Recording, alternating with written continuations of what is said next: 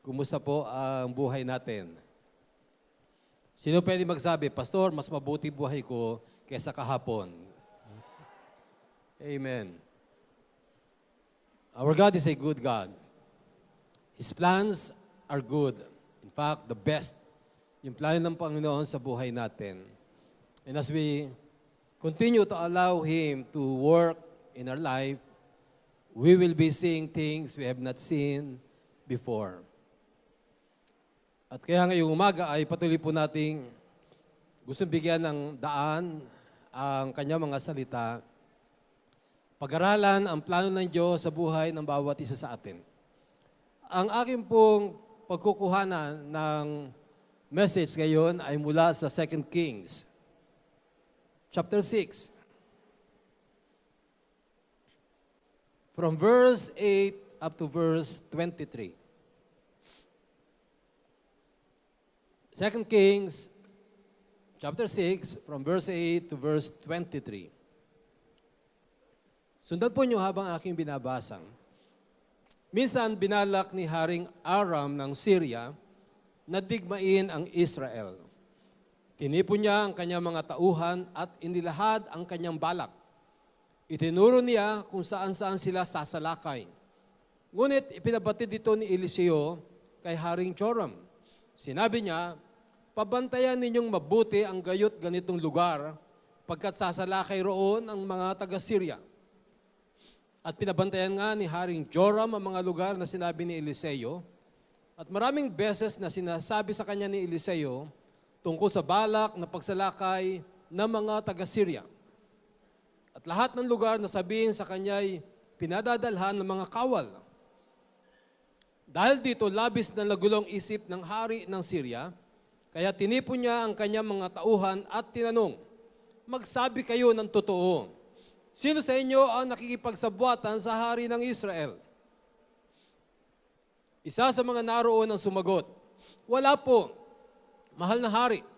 Si Eliseo pong propeta sa Israel ang nagsasabi sa kanilang hari kung ano ang inyong binabalak. Sinabi niya kung gayon, hanapin ninyo siya at bihagin. May nagsabi sa kanyang si Eliseo ay nasa Dotan, kaya nagpadala siya roon ng maraming kawal na sakay ng mga karwahe at kabayo. Gabi na nang dumating sila roon at kinubkob nila ang lungsod. Kinabukasan ng umaga, lumabas ang katulong ni Eliseo at nakita niya ang maraming kawal, ang mga kabayo at karwahe nakapalibot at nakapaligid sa lungsod. Sinabi niya, Maestro, paano tayo ngayon? Sinabi ni Eliseo, huwag kang matakot, pagkat marami tayo kaysa kanila. At siya nanalangin, Yahweh, ibukas mo ang kanyang paningin. Dininig ni Yahweh ang kanyang dalangin at nakita ng katulong ni Eliseo na ang bundok ay punong-puno ng mga kabayo at karwaheng apoy na nakapaligid sa kanila. Nang salakayin sila ng mga taga-Syria, nanalangin uli si Eliseo, Yahweh, isinasamo kong bulagin mo sila at nabulag nga ang mga taga-Syria. Sinabi niya sa mga ito, hindi rito ang daan, hindi ito ang lungsod. Sumunod kayo sa akin at ituturo ko sa inyo at dinala niya sila sa Samaria. Pagdating doon, nanalangin uli si Eliseo, Yahweh, panauliin mo na ang kanilang paningin. Pinanauli nga ni Yahweh ang paningin ng mga taga-Syria at nagulat sila na makitang sila ay nasa Samaria. Makita sila ni Haring Joram, itinanong kay Eliseo, papatayin ko ba sila? Sumugot siya, huwag mahal na hari. Maaari mong patayin ang lahat ng mabihag mo sa digmaan, ngunit huwag ang mga ito. Sa halip, pakanin mo sila at pabalikin sa kanilang hari. Nagpahanda nga ng pagkain si Haring Joram at pinakain ng mga taga-Syria. Bago pinauwi sa kanilang Panginoon, mula noon, hindi na sila sumalakay sa mga ito. Wow. A very amazing story about a certain prophet by the name Elisha. Ang topic po natin ngayong umaga ay nilagyan po ng title, I am a visionary. Sabihin po natin, I am a visionary. Or becoming a man of vision. Last Friday, kami po ay nananghalian sa isang bahay ng isang pastor dito po sa may Apubay. Ang Apubay ho ay village sa halos karamihan ng mga nakatira ay mga general. Excuse me po.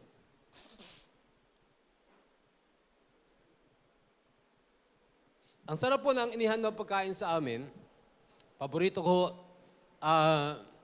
tinolang Tagalog na manok o native chicken. Pagka Bisaya kayo, sabi nyo, hindi naman ano yung Tagalog eh, Bisaya yun eh. So, native chicken. Ang sarap po ng pagkakaluto. So, kwentuhan ho kami. Pero na-discover ko, habang kami nagkukwentuhan, na si Pastor Celso Valera ay merong isang problema. Ang problema niya ho, yung kanyang isang mata ay hindi na pala nakakakita.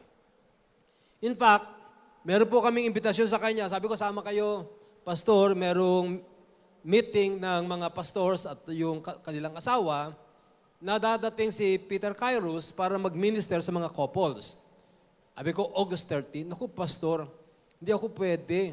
Kasi may appointment ako by that time, i-injectionan yung aking, kanang mata. Dahil every month, ini-injectionan po para wag pong totally mabulag. Ganun ba? Sabi ko. At alam mo ba, Pastor, kung magkano yung injection? Sabi niya, 90,000 pesos. Wow!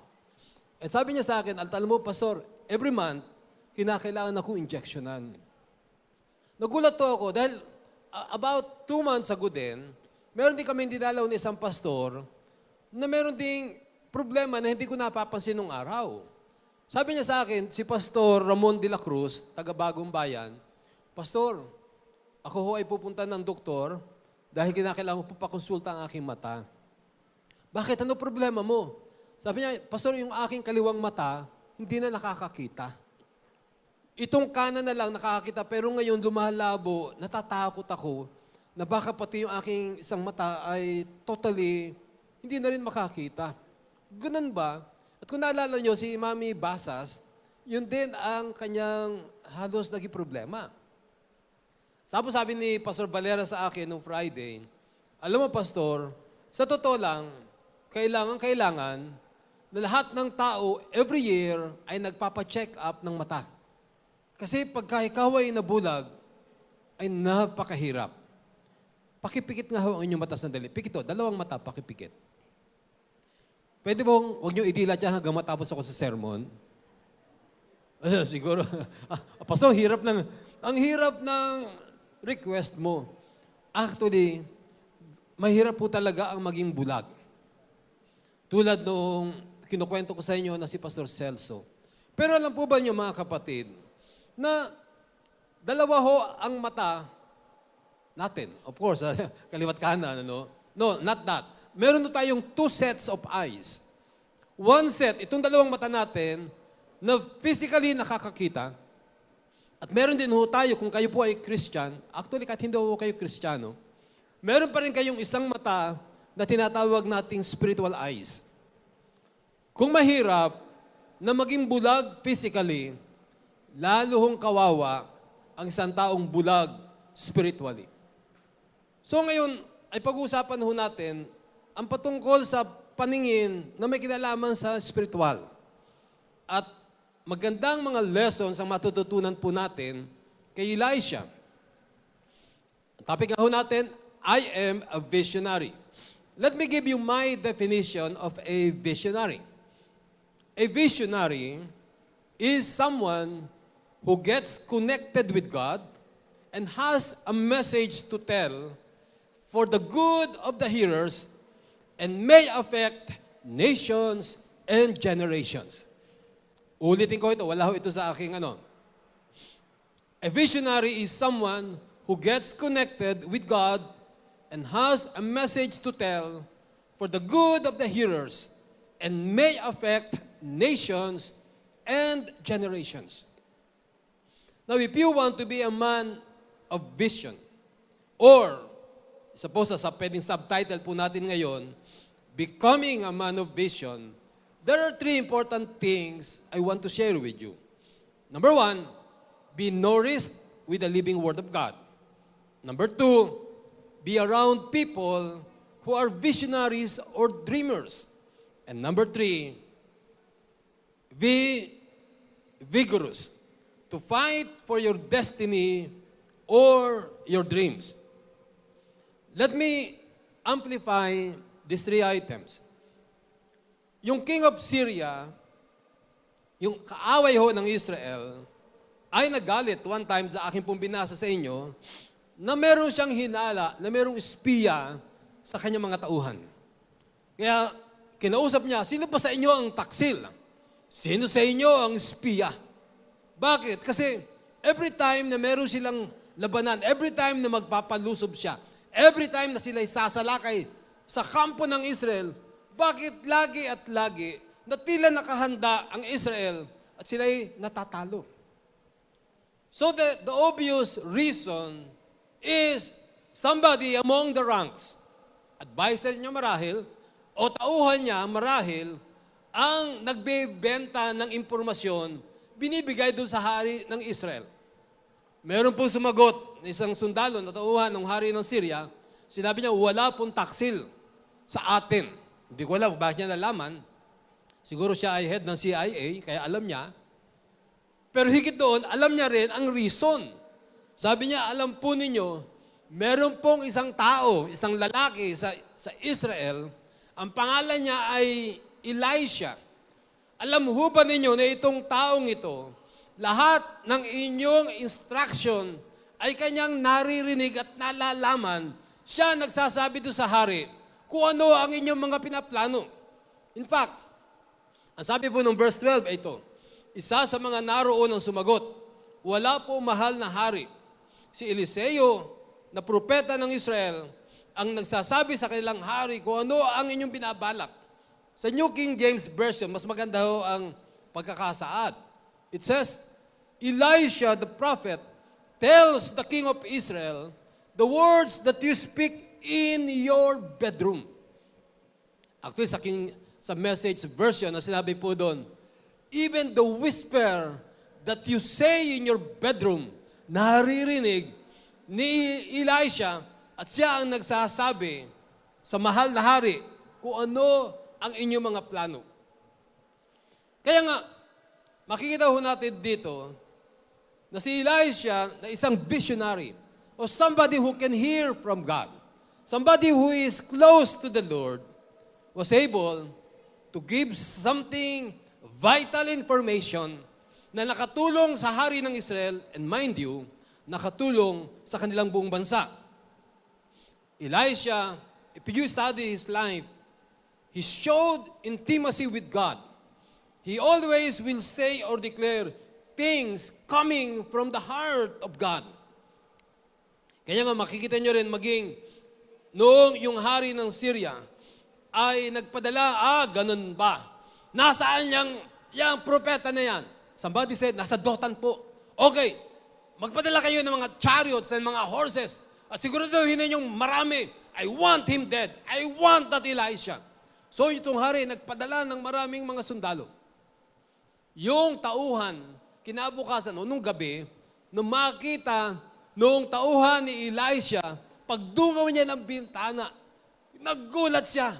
Sangkaterbang kaaway ang nakapalibot sa kanila, bumaling siya sa kanyang amo, sa kanyang boss, kay Elisha. Elisha, ang dami ng kaaway, anong gagawin natin? Nanginginig siya sa takot. Alam niyo sabi ni Elisha, a man of vision, kaya don't worry, relax ka lang. Sabi sa kanya Elisha, alam mo ba, mas marami yung kakampi natin na nakapalibot dito kesa sa kanila. Tumigil siya ulit. Wala ako nakikita. Wala naman dito tauhan ng Israel. Tayo lang dito, mahal na propeta. Sabi ng propetang ito sa Panginoon, buksan mo nga ang mata niya para makita niya ang realidad. So, bang! Bigla nabuksan ang kanyang mata. At ang nakita niya, lumuwa ang kanyang mga mata. Dahil ang nakita niya, mga karwahe, mga kabayo, not only that, ang sabi po ng Bible, ay mga nangag-aapoy. And they were more than their enemies. Ang punto sa makita natin dito, mga kapatid, kung ikaw ay meron lang mata na physical, and you don't see in the spirit, mas mahalaga ho ang makakita sa bandang spiritual ng mga mata natin.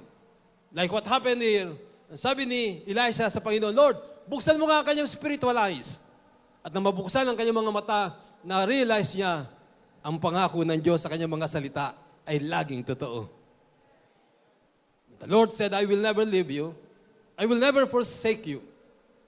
Makikita po natin sa buhay ni Elisha yung very strong indication that this man was a man of the Word of God. Paano si Elisha ay nakakakita sa spiritual na mga bagay? Paano si Elisha ay naging isang visionary? And there is only one reason. Because he was so close to God. The Word of God, every day ay kanya nagiging almusal, tanghalian o hapunan. Hindi niya pinababayaan ang kanyang sarili na hindi makaniig ang kanyang Panginoon na nagbibigay ng spiritual eyes. Alam niyo mga kapatid, meron pong maraming mga halimbawa ng mga lalaki at mga babae na grabe o naging impact ng buhay nila because they devoted themselves into the words of God. Ang isa ho dito, marahil kilala ninyo, narinig ninyo si Martin Luther. Si Martin Luther ay pinanganak November 10, 1483. Ang kanyang mga magulang ay mahihirap lang, isang miner o nasa mining business, yung kanyang tatay, isang simpleng kaminero. Pero si Martin Luther ay pinangarap nung kanyang magulang na maging maabogado. Pinag-aaral, pero there was a time na si Martin Luther ay inabot ng isang malakas na bagyo. Grabe yung kidlat, kulog at kidlat, kabi-kabila. So much so na nagkaroon ng matinding takot dito si Martin Luther, nanalangin siya. Sabi niya, Saint Anne, o si Saint Anne ho, ang kanya nilapitan. Yeah, Saint Anne, pag ako'y niligtas mo sa bagyong ito, sa mga kulog at kidlat na ito, magiging pari ako. Ako'y magiging monk. Alam niyo, nung mag-pray daw to si Martin Luther, ay biglang tumahimik ang panahon at inilagay niya na ito'y tugon sa kanyang panalangin. And so, nabago ang kanyang direksyon ng buhay. Sa halip ng maging lawyer, nag-aral siya ng pagpapari. At siya naging pare. Pero nung siya maging pare, inisip niya na yung kanyang mga pangarap, yung kanyang mga longings, yung kanyang mga questions ay masasagot. But it was not. So lalo lang tumindi yung kanyang emotion, yung kanyang spiritual longing. So ang ginawa niya, nag-doctorate. Sa kanyang pagiging tapos ng PhD, naging theologian. So one time, siya ay binigyan ng assignment. Okay, ang assignment mo, magtuturo ka ng Bible. So dahil magtuturo siya ng Bible, nag-aral ho siya ng Bible. Nadaanan niya yung Psalm 22, at madaanan niya ang Psalm 22, ang kanyang na-realize ay ito. Teka muna, ito yung sakripisyo ni Jesus Christ. Nung siya'y mamatay sa krus. Hindi lamang ho yun, nadaanan pa niya ang isang talata sa Romans chapter 1, 16 through 17. Na ang sabi doon ni Paul, hindi siya natatakot. Ipangaral ang gospel. At sinabi niya sa bandang huli, ng verse 17, the just shall live by faith. Alam po ninyo, nung time na yon, matindi ho ang teaching ng Roman Catholic na kung ikaw ay magiging ligtas, kinakailangan mong gumawa ng maraming mabubuting gawa. Katunayan, nung time ho ni Pope Leo X, nagkaroon ng pangarap to si Pope Leo noong 1517. Ang sabi niya, magpapagawa ako, gusto ko ipaayos ang St. Peter's Basilica. Sabi ng mga tao niya, isa tayo kukuha ng pera.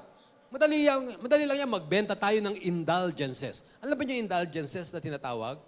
Yung indulgences ho, bibili ka ng indulgence, bibigyan ka ng papeles, at once daw, naibigay mo yung pera at malaglag doon sa lagayan ng pera. Ting! Once na malaglag, ting! Yung iyong kamag-anak na nasa purgatorio, mula sa purgatorio, ping! Akit sa langit. So ang sabi nung kanyang mga tao ni Pope Leo X, maganda yan, panukala na yan ah. So, ino-open ito sa lahat ng mga Katoliko. Ang dami hong bumili. Nag-alab ho ang damdamin nito si Martin Luther, sabi niya, it cannot be. It is not possible. Bakit? Sa pag-aaral niya ng Biblia, ay naintindihan niya, you cannot buy your salvation. You cannot do good things to earn or merit na pumunta ka ng langit. Sabi po ng Bible, it is all by faith that one man or the just shall live by faith. So, nung ito ay kanyang maintindihan, kanya hong challenge ang, naglagay ho siya ng 99 thesis, nilagay niya sa door ng Wittenberg, Germany, at sinabi niya, sagutin ito ng mga Katolikong mga theologians. Pero alam mo niyo, that was the beginning of a great move na ang mga Lutherans ay nagbalik loob sa Panginoon sa pamamagitan ng salita ng Diyos.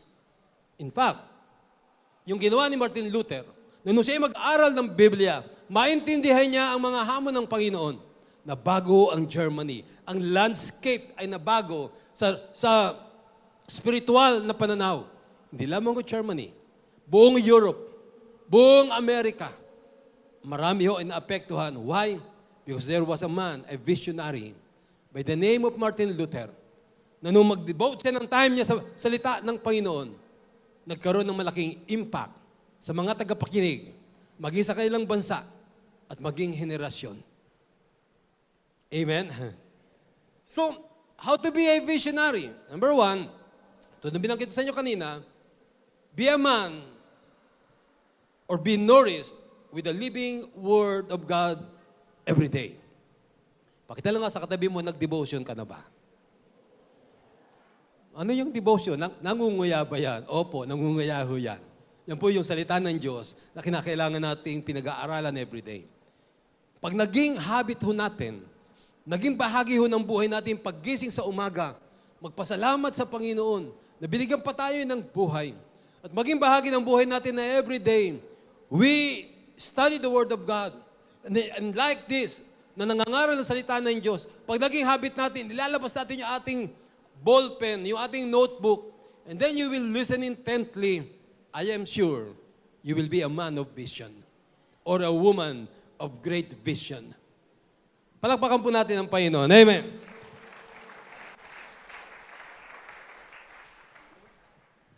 Pangalawa ho, you and I, if you want to be a man of vision or a visionary, ito ho, hindi pwedeng mawala. Kinakailangan ito sa ating buhay. Be around people who are visionaries or dreamers. Meron po isang strong lesson from Elisha. Sa buhay ho niya, ay makikita ho natin itong truth na to. Bakit ho? Ito pong si Elisha ay talagang nagkaroon ho ng intention at ng desire na lagi ho sumama kay Elijah, the visionary. Kahit saan ho magpunta si Elijah, nandoon si Elisha.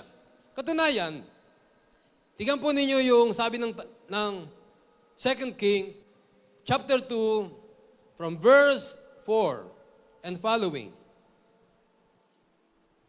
2 Kings, chapter 2, verse 4.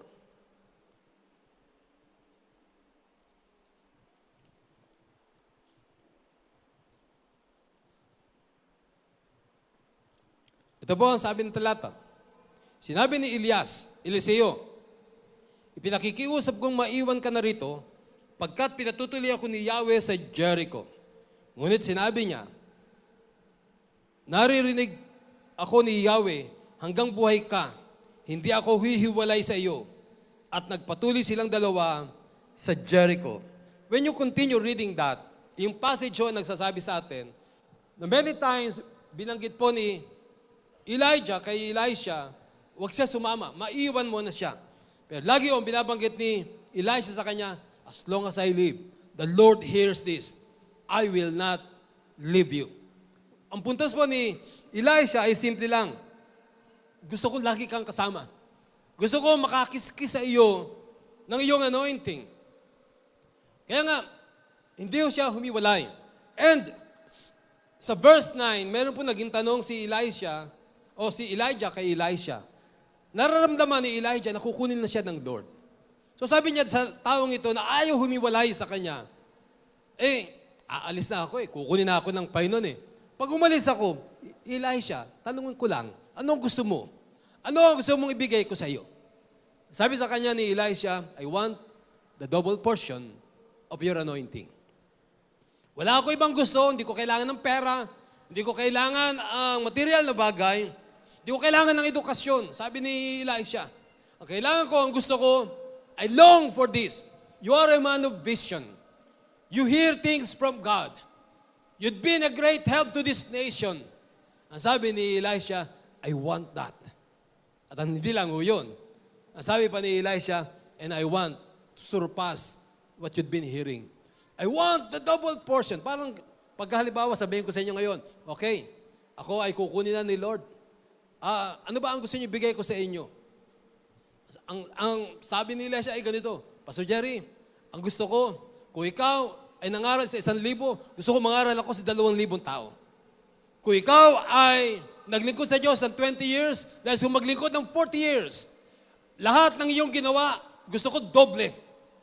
Ano po ang tawag niyo doon? Ano tawag niyo sa ganung tao? Matakaw. Yan. Ang pwede niyo tawag sa ganung tao ay isang lalaking merong deep commitment for the things of God. And Elisha, because he decided in his life na magkaroon ng pangitain tulad ni Elijah, pinagkaloob sa kanya yon. Actually, meron akong nabasa isang libro. Kung si Elijah daw ay merong 17 miracles, si Elisha did double. 34 miracles. So, what's the lesson here? Pinag-usapan natin, if you want to impact your hearers, people surround you, yung kamag-anak mo, yung mga kaibigan mo, there is only one thing, sure thing, na ikaw ay magiging malaking tulong sa tao. Be a man of vision. Be a visionary. And if you want to become one, learn to associate with visionaries. Learn to be with good people. Alam niyo si Joshua, siya ay naging isang great achiever. In fact, he was able to bring the whole of Israel to the land of promise. Ang reason, he was always with Moses. Every man and woman of God who did great and wonderful things, lagi yun yung makikita, lagi yung silang kasama ng mga tao na mayroong intense passion and love for God. Hindi sila basta-basta sumasama sa mga kaibigan na puro kwentuhan lang at chikahan. Hindi sila basta-basta sumasama na ang mga nagiging parang pastime ay puro teleserye. No. They are with people who are serious with God. Maging si Paul, pagka inyong binasa, wala akong time basahin ito, but in Acts chapter 9, 26 to 28, immediately nung siya ay makonvert, makakilala ho sa Panginoon, na makikita nyo ho, sinasabi po sa buhay ni Saul na naging Apostle Paul, he was always seeking the disciples. In fact, there was a time, sa chapter 9, 26 to 28, nakita niya yung mga disciples, sabi niya, sali ko dyan, uy, sama ako dyan, I want to increase in my knowledge about Jesus. Sabi ng mga tao, sabi ng mga Kristiyano, hindi ka pwede dito, kilala ka namin eh, ikaw yung persecutor eh. Dumating lang si Barnabas at sinabi, no, meron talaga siyang genuine conversion. Ang makikita niyo sa buhay ni Saul, later on naging Apostle Paul, naging great man of God, the one who wrote most parts of the New Testament, this guy loved to be with the disciples. Alam niyo mga kapatid, hindi po pwede na kung nais mo na maging a man of vision, ay hindi ka sumama sa mga disciples ni Jesus. Hindi po pwede na hindi ka magpailalim sa isang discipler. Si Elisha ay naging discipler niya ho. Si Elijah. In fact, makikita niyo kay Elisha, ganito ho eh. Ang kanyang number 1 lang na gusto mangyari sa buhay niya, kung nasaan si Elijah, makinig, matuto, makakiskis ng anointing. And he was willing to pay the price. Ano po yung price? Pagka makatilikod ni Elijah, saan portion makati? Kakamutin niya yung likod ni Elijah. Kailangan mo ng tubig? Magdadala ng tubig. Ganun siya ka-passionate. Na basta mapadikit lang siya doon sa kanyang discipler, kahit ano gagawin niya. Natuwa nga ako pagpasok ko dito, meron isang kabataan eh. Nakita niya, bitbit ko yung aking bag eh. Pastor, ako na magbibitbit ng bag mo. Sabi ko ba, marunong ito sa spirit ah. Pero hindi ko na ho pinayagan kasi gusto ko sabihin sa kanya, ano palagi mo sa akin, matanda? Hindi naman, no? Pero that's the spirit. Yung bang gusto mong makatulong, gusto mong maging malapit doon sa isang lingkod ng Panginoon. Sabi po ng Bible, sabi ng ating kasabihan, tell me who your friends are, and I will tell you who you are. Alam niyo mga kapatid, na ako'y maging Kristiyano, hindi ko ho makakalimutan na nagkaroon ako ng intense passion and desire to learn from God. Alam niyo, isang best way na ginawa ko noon, saan man magpunta si Pastor Sinon Camacho, yung amin pong pastor na nag-win sa amin, lagi ho akong kasama niya. Pastor, saan ang Bible study mo? Anak, dito. Sama po ako. Pastor, saan ang Bible study niyo? Dito, anak. Sama po ako. Lagi akong kabuntot niya. Kaya na-memorize ko yung kanyang kanta eh.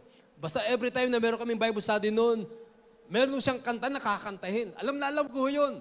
Yung, buhay, buhay, si Kristo ay buhay. Basta pagdating namin sa bahay, maupo kami. Sasabihin niya, tayo po tayo. Titingin siya sa langit. Sasabihin niya, buhay, buhay. Alam na alam ko yung kanyang ginagawa. Pati mga tinuturo niya, kabisado ko ho. Kasi ho, nagkaroon ako ng intense desire na mahalaman, makilala pa ang Panginoon. Hindi lamang ko yun. I was with people who move with the kingdom of God. Alam mo ninyo, kami ho, pati yung misis ko, naalala ko ho noon, hindi pa ho kami, wala pa kami relasyon noon. Kasi actually, sa totoo lang, na ako'y maging Christian, nawala ho sa isip ko babae. Lalaki na. Hindi ho. Nagpupunta ho kami ng Central Quiapo, Central Market. Umaattend ho kami ng Bible study. Alam mo yung Central Market, malayo ho yun. Ang oras ho namin Bible study doon gabi kasi nagtuturo, panggabi lang eh. Umaabot ho kami ng alas 11 ng gabi sa kalsada. Pero tuwang-tuwa ho ako doon. Meron pa hong, hindi lamang ho yun. Nagbukas ng discipleship program doon sa may Lerma, sa may Quezon City din. Sa may Espanya. Attend ho din ako doon. Nakikinig, gustong-gusto makasama ng mga nagmumove sa kingdom of God. Pag mayroong camps, hindi ako nawawala. Lahat to ng paraan na nakita ko na ako'y mag-grow, I did that. Sa totoo lang ayaw ko na mag-waste ng panahon sa mga kabarkada o mga Christian na ang pinag-uusapan lang ay puro love life. Banas na banas ho ako doon. Sabihin mo sa katabi mo, ako nababanas din ako doon. Puro love life. Ang gusto ko makasama, ang pinag-uusapan patungkol sa Diyos, sa discipleship program. Doon ako nakafocus. At alam nyo, mag-iingat ho kayo, hindi ko kumot na sa church, discipleship pinag-uusapan. Pagka ang isang kabataan, wala akong iniisip, kundi puro love life, lumayo ka dyan. Layuan mo, nako, delikado yan, mapapahama ka dyan, mahahawa ka dyan. Dumikit ka doon sa mga, ang laging pangarap ay may kinalaman sa Panginoon. Sa totoo lang ho, hindi ako magyayabang sa inyo. Meron ho mga magulang, kinausap ho ako eh. Ang sabi ho sa akin ng magulang, anak, pwede ba ligawan mo yung anak ko? Sabi ko sa wala akong panahon dyan. Hindi ba ako ganon. Kundi sinabi ko lang sa kanila, hindi na ako kumibo. Pero sa love ko, I have no time for such things. Yung misis ko nga eh, noong kami ay nagkaroon na ng relasyon, sabi niya sa akin, Jerry, hindi mo ba alam na kaya natutulog sa bahay niyo yung ganitong pangalan, yung babae na yon? Mahal na mahal ka noon, patay na, yung award, patay na patay sa iyo yun. Sabi ko, hindi ko alam. Kasi nga wala ho yung attention ko doon eh. Ang attention ko ho, I want to seek the kingdom of God, first and foremost. Na I want to be with people na serious sa discipleship. Kaya ho, by God's grace, I am now doing the ministry. I am now, actually, by God's grace, yung naabot ng aming pastor, si Pastor Sinon Camacho, masigit po nagawa ko para sa Panginoon. Hindi ko sa pagyayabang. Kundi ganun talaga ang trend. Pagka ikaw ay in love with God, and you will do everything for the Lord, ay alam nyo, ang buhay nyo ay hihigatan ninyo yung inyong discipler. At alam nyo, by the grace of God, isang mapalad ako, dahil yung nanay ko hindi ako pinigilan kahit kailan. Alam mo ba nyo sa church noon, darating kami ng alas 9 ng umaga, nung kami nandun pa sa may Pasay City, alas 9 ng umaga aming worship service, part ako ng choir. You don't believe? Yes. Part ako ng choir. Kaya nung nagtuturo sa amin, lagi akong, sabi niya, Jerry, pagka ginanyan kita, ibig sabihin, mali yung tono mo, ha? Sige po. Habang kami kumakanta, panayang gano'n, ibig sabihin, lagi yung mali. Pero dahil sa pagka-inlove ko sa Panginoon, sabi ko, anong sintonado? Basta gusto ko maglingkod sa Panginoon. So, member ako ng choir. Member din ako ng Young People Ministry. Pagkatapos ng mga about 11, kakain lang ho kami. Pagkakain namin, balik ko ako sa church. Part naman ako ng Young People, Vice President. Anong say mo? First year Christian, Vice President. Actually, kung hindi pa nagkaroon ng dayaan, ako President eh. Nagkaroon ng gapangan dun sa election namin eh. Pagkatapos noon, meron pang worship sa hapon. Nandun din ako. Presider naman ho ako doon. And after about a year, ako na ho ang nagpipreach. Actually, mga preaching ko ho noon, sa loob-loob ko, ang dami ko tinurong mali. Kasi isang taon pala ako Christian, nagtuturo na ho ako eh. The point is, uuwi ko kami alas 9 ng gabi. Pag uwi ko ng gabi sa loob-loob ko, Lord, sana bukas Sunday ulit. Ganun na ako ka-dead. Ano tawag dyan? Yung kainit sa Panginoon. At ito ang isang malaking tulong mo sa akin. Ang nanay ko ho, hindi ho kami pinigilan kahit kailan. Kahit yung maghapon kami sa church, estudyante pa rin ako noon eh. Ang ginawa pa nga ng nanay ko, mga anak, kami ho ay mayroong bahay sa United Parañaque. Nabenta na ho ngayon yun. Pero kami mayroong bahay sa United Parañaque 1. Sabi nung nanay ko, anak, mukhang kayo ay talagang lamanan ng simbahan. Okay ba sa inyo? Sabi niya, paupahan natin itong bahay natin. Lilipat tayo sa may Makati. Walking distance sa church. Lumipat ho kami. Kahit yung nilipatan namin, binabaha. Nandun ho kami. Yung baha, umabot hanggang bewang eh. Pero we never mind about it. Bakit ho? Because we love the Lord. And we want to be with people who love God. And the product, now, I am enjoying my life and I am enjoying my ministry. Not only that I am enjoying my life, I think some of you were blessed by my ministry. Tama po ba? Meron ba na-bless ang ministry ko dito? It's all because there was a point in my life, I decided I will be with people who are visionaries. Lastly, point number 3. Be vigorous to fight for your destiny or dreams. Si Carlo Panlilio nag-tweet sa Facebook, nilagay niya to. Sabi niya, some people are unaware that life is a battle. You have to fight for your future. Sa pa sinabi niya ay ganito. Sabi ni Pastor Carlo Panlilio, ang isang tao na walang vision ay pangit. Yung isang tao daw na walang vision ay pangit. Sabi niyo sa iyong katabi, ikaw maganda ka. Kasi visionary tayo. Never give up easily. There will be trials, there will be testings sa ating pananampalataya. But just move on. And ito ang isang importante. Never allow any item or anything to stop you from your destiny. Wala akong time basahin sa inyo, pero ikukwento ko sa inyo na pag-usapan natin, si Elijah ay naging powerful man of God. Sabi ni Elisha, give me the double portion. Binigay ng Lord sa kanya yon. Katunayan, nung time na si Elijah ay namatay, siya ay inilibing. Pagkatapos siyang ilibing, yung kanyang buto umusli. And then there was a time, naglilibing ang Israel ng isang patay na Israelita. Biglang dumating yung mga kalaban. Nilusob sila. Sa kanilang pagkataranta, yung patay naihagis. Yung patay, dumapo doon sa libingan na yung buto ni Elisha ay nakausli. Pagkapit nung patay, doon sa buto, biglang nabuhay yung patay. Grabe yung anointing, di ba? Ang di ko alam, nung siya ay bumangon, makita niya yung mga kaaway kung nagtatakbo din. O baka yung mga kaaway, nung makita yung patay nagbangon, biglang nagtakbuhan. I don't know. Pero yung grabe ho, yung anointing na napasa. I'm sure, nung si Elisha ay nagtitrain ng isang ang pangalan ay Gehazi. Yung anointing niya ay gusto niyang ipasa, and I'm sure doble din ho. Kaya lang, ito si Elisha, nakita niya kay Gehazi, na si Gehazi ay naghahaman sa pera. Nawala ang kanyang focus. Kasi nung pinagaling si Naaman, sabi ni Naaman, yung Syrian general, ano ang gusto ano gusto mo, mahal na propeta? I'm willing to give everything, gold, mga damit, mga tela, iwanan ko sa iyo to. Sabi ni Elisha, pinasabi niya kay Gehazi, sabi mo, di ko kailangan yan, umuwi na siya. That's all. Go home. So, sabi ni Naaman, ganun ba? Sige, pauwi na siya. Ito si Gehazi naman, nang hinayang, hinabol.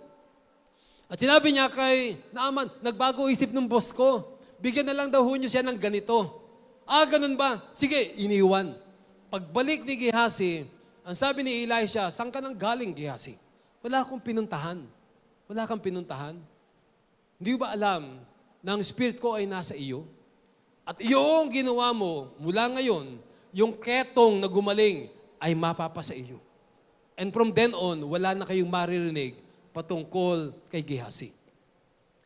Mga kapatid, ito lang ho ang nais ko iwanan. You have a choice. Ano yung pagpili?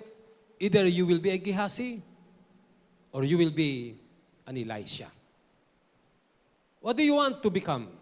Si Gehazi, nagkaroon siya ng pera, pero wala na hong nabalitaan tungkol sa kanya. Ang buhay niya ay wala na naging kabuluhan at halaga. What do you want to become? Let me tell you a story as I close this message. Meron po isang babaeng pinanganak na nung after 2 months ay nagkaroon ng sakit. At siya, dahil sa kanyang sakit, kumonsulta ng isang quack doctor, fake doctor, at itong taong ito, ang pangalan niya ay Fanny Crosby, ay naging bulag. Mula noong 2nd month old niya. Pero ito si Fanny Crosby, bagamat bulag, ay marami yung na-compose ng mga kanta. In fact, thousands of them. Kaya nga meron isang pastor na nag-comment sa kanya ganito, I think, sabi ng pastor, it is a great pity that the Master, O God, did not give you sight when He showered so many other gifts upon you. Sumagot to si Fanny Crosby. Ang sabi niya, do you know that if at birth I had been able to make one petition, it would have been that I was born blind. Why? Sabi ni Fanny Crosby ay ito, because when I get to heaven, the first face that shall ever gladden my sight will be that of my Savior. Alam niyo, itong taong ito, si Fanny Crosby, ay naging isang woman of faith. Katunayan, dahil siya ay bulag, pero meron siyang spiritual eyes. Naggrabe ho, lalo na sa pag-compose ng mga kanta. Meron pong isang estudyante, ang pangalan niya si Alexander Van Alstyne. Siya ho ay naging asawa ni Crosby. Pero there was a time, meron pong isang magko-concert at meron siyang melody. Pero wala ho siyang lyrics.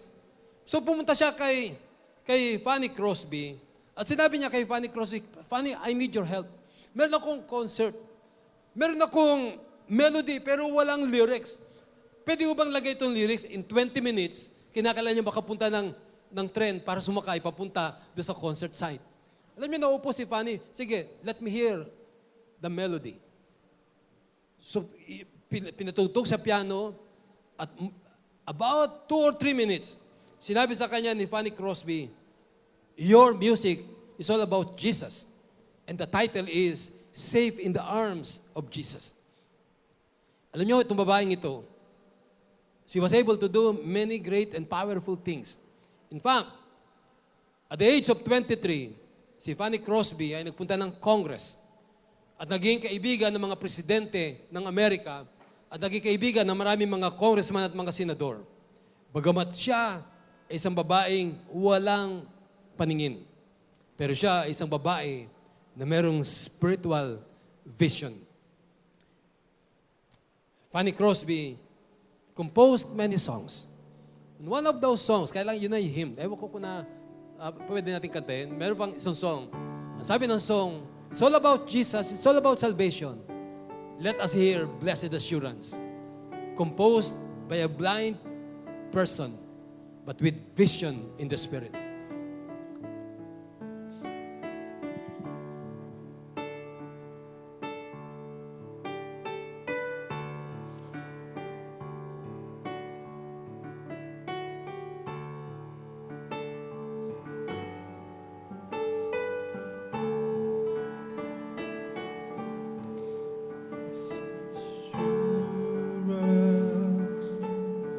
Jesus is mine. Foretaste glory divine,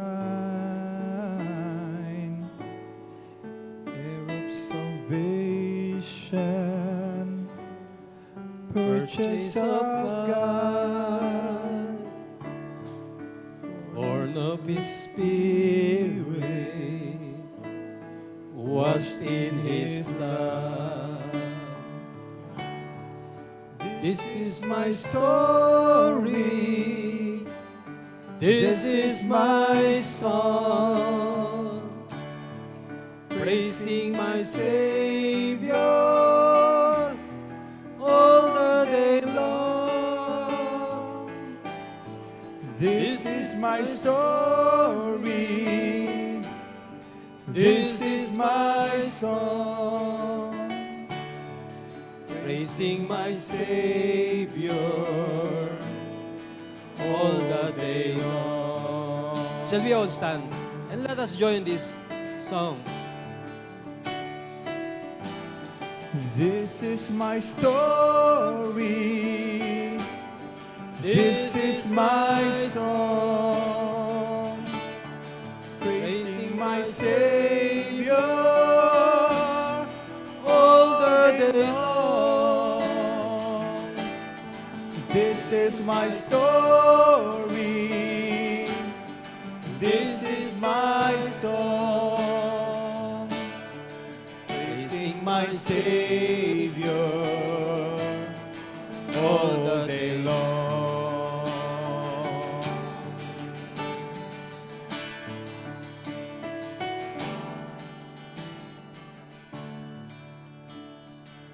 Ang mundo natin ay nangangailangan ng mga visionaries. Men and women who can sense God, who can hear from the Lord. Because sabi na nga ng Panginoon, man does not live by bread alone, but by every word that comes out of the mouth of God. I want to challenge you. Invest your time with the words of God. Go on with the discipleship program. The world is waiting. The world is decaying. They need the words of God to stay fit and to stay alive. And you and I can do something about it. So let's continue to pursue. Kung minsan parang hirap, Soul 1, Soul 2, Soul 3. But hindi ibibigay ng Lord ang pinaka-precious words of God, which is compared to diamonds sa mga baboy or sa mga hindi nagpapahalaga patungkol sa kanyang kaharian at sa kanyang mga salita. But if you will but commit your life to God, your life can be a blessing to people around you, even to this nation, and mind you, even to the next generation. Alam nyo, last time ng 2 days gathering ng G12 dito sa may Aliw Theater. Nakaupo ako doon, magkatabi kami ni Tessie. Meron dumang isang babae. Tapos nakita ko, Pastor Jerry. Tinignan ko, medyo bata, mga about age 40 siguro. Oh, Pastor Jerry. Ako, pastor, sabi niya. Hindi mo na siguro ako natatandaan. Pero sabi niya, nagpunta kayo ng Lukban, Quezon. 1995. Gumaka, Quezon. 1995. Ako ho ay young people at the time. ang naghahanap ng direksyon sa buhay. Nag-worship lead ho ako. Tinawag niyo ho ako. And you prophesied over my life. You declared things like, I will be used by the Lord in many, many ways. Sabi ho niya sa akin, Pastor, gusto ko sabihin sa inyo, ngayon ho, asawa ko ho ay pastor. Ngayon ho, ginagamit kami ng Panginoon ng matindi. Sa marami at iba't ibang mga lugar. Pupunta nga ho kami ng Hong Kong. At sabi niya, Pastor Jerry, I will never forget that day that you spoke words of life into my life. And that brought great things. Sa loob ko naman, wow, praise God. Praise God. And you know, God can do the same for you. If you will but commit your life to the Lord and say to Him, God, magiging seryoso ako para sa iyo. Seryoso sa iyong kaharian. After all, mga kapatid, nothing in the world you can keep. Sabi nga po ng isang quotation, only one life, it will soon be past. Only what's done for Christ will last. In the presence of God today, I want to ask you, will you say to the Lord, God, I want to be a visionary? Just raise your hand if you want to make that commitment to God. In Jesus' mighty name, I declare impartation to be upon you. I declare whatever God has given me, I give to you as well. That you will be a man and a woman of great vision. At ang buhay mo, kapatid, ay magiging malaking instrumento ng Panginoon sa paghipo ng maraming wasak na buhay. Maging sa paghipo ng bansa o mga bansa. And I pray in Jesus' mighty name that your kind, a disciple, somebody who loves God, somebody whose priority is the Lord, I pray that your kind will multiply to your descendants. That generations after you will be a mighty instrument in the hands of the living God. That people will say, I'm so blessed with the life of this guy. And you know, people will learn, it is all because yung lolo, yung lola ng batang yun, one time, one day, ay nagsabi sa Panginoon, I want to be a visionary for you, God. And that's you today. Speak that blessing to be upon you in Jesus' mighty name. Amen. Amen. Amen. Amen. And like Fanny Crosby, you can say, this is my story. This is my life. And this is my song. This is my story. This is my song. Praising my Savior all the day long. This is my story. This is my song. Praising my Savior all the day long. This is my story. This is my story. This is my song. Praising my Savior all the day long. This is my story. This is my song. Praising my Savior all the day long. Let's give the Lord the best love offering He deserves. Hallelujah. Hallelujah. Hallelujah. Amen.